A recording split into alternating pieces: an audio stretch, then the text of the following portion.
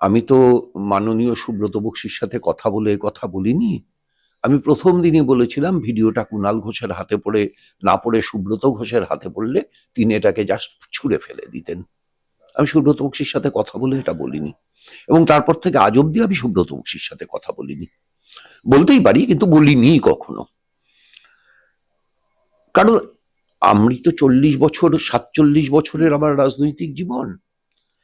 এবার ধরুন, আমি যখন ছাত্র রাজনীতি করেছি তখন যারা কংগ্রেসের ছাত্র রাজনীতির নেতা ছিলেন তারা এখন কংগ্রেস এবং তৃণমূলের দলের নেতা।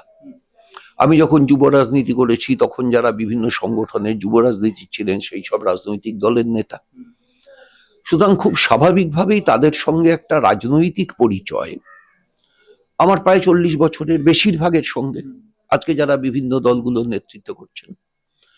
আবার এমন কিছু মানুষ আছেন যাদের সঙ্গে কোনো সেমিনারের মধ্য দিয়ে আমার পরিচয়,